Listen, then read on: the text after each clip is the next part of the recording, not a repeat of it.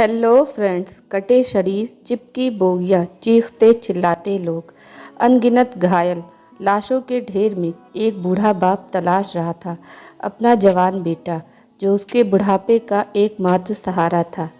एक पत्रकार अपना माइक उस मुसाफिर, जिसका नाम है टूटू विश्वास, उसके आगे करता हुआ कहता है कि आप भी उस ट्रेन में सफ़र कर रहे थे, तो बताइए आपने उस वक्त क्या देखा। वो मुसाफिर डबडबाई हुई आंखों से उस पत्रकार की ओर देखता है। वो इतना डरा सहमा हुआ होता है कि उसके मुंह से कोई आवाज़ ही नहीं निकल पाती। ऐसा लगता है जैसे उसने बोलने की ताकत ही खत्म हो गई है। फिर वो पत्रकार उसे समझाते हुए कहता है, आप बिल्कुल भी परेशान मत होइए, आप बस वो बताने की कोशिश कीजिए जो आपने देखा है।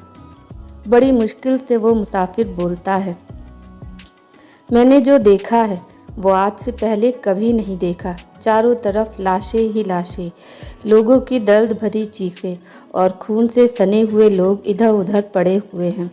इन सब में एक बच्चा तेज़ आवाज़ में चिल्लाकर रो रहा था।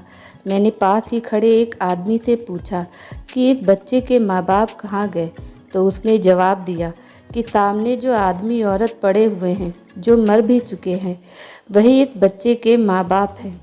और कुछ घंटों के बाद वो बच्चा भी रोते रोते दम तोड़ देता है।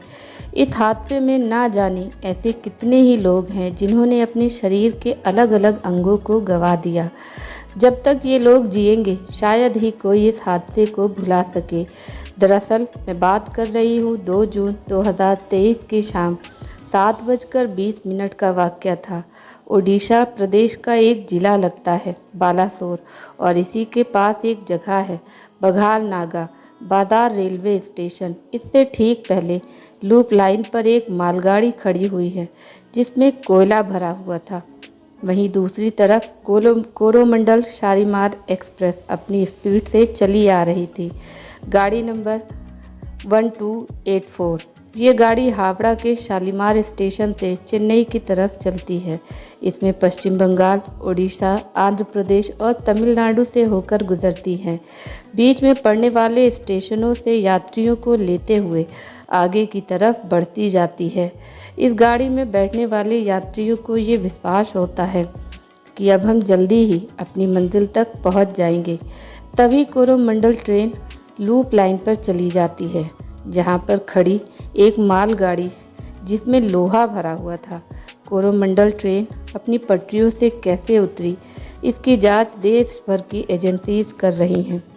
जब ये दोनों ट्रेनें आपस में टकराईं तो इस ट्रेन के डब्बे हवा में इस तरह फैल जाते हैं जैसे गुब्बारे हवा में उड़ते हैं, और एक भयानक आवाज़ कई किलोमीटर तक फैल जाती है।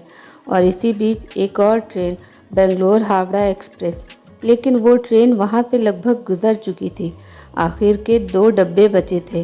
ट्रेन का ड्राइवर बिल्कुल भी नहीं जानता था कि यहाँ पर हादसा हो चुका है। चारों तरफ धुआं फैला था और वो वहाँ से गुजर ही रहा था कि उस ट्रेन के आखिरी 2 डब्बे, कोरोमंडल ट्रेन के जो डब्बे बिखरे पड़े थे, उनसे जाकर टकरा जाते हैं और लगभग 17 डब्बे इधर उधर फैल जाते हैं और धमाके की आवाज़ चारों तरफ फैल जाती है।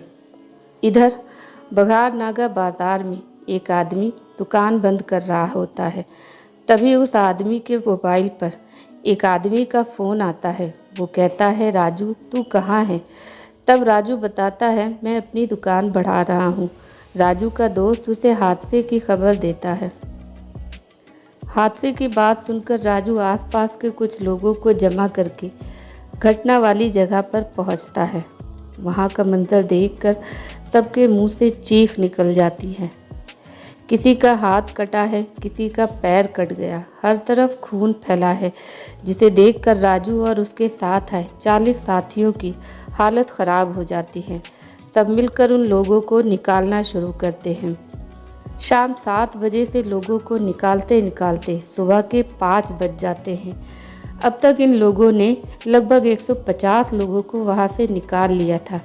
जख्मी लोग पानी मांग रहे थे। जैसे ही राजू उनको पानी पिलाने की कोशिश करता है, पीछे से आवाज़ आती है, इन लोगों को पानी मत देना वरना ये मर जाएंगे। इसके बाद कुछ लोग ऐसे थे जो जख्मी थे और पानी न मिलने के कारण दम तोड़ देते हैं। ये देखकर राजू रोने लगता है। वो कहता है, आज से पहले मैंने खुद को इतना लाचार कभी नहीं पाया।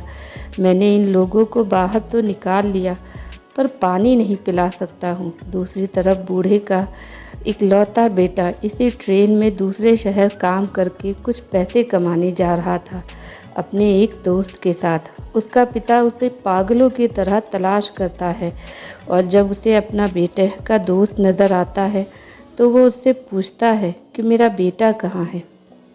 तो उसका दोस्त जवाब देते हुए कहता है, चाचा मुझे नहीं पता।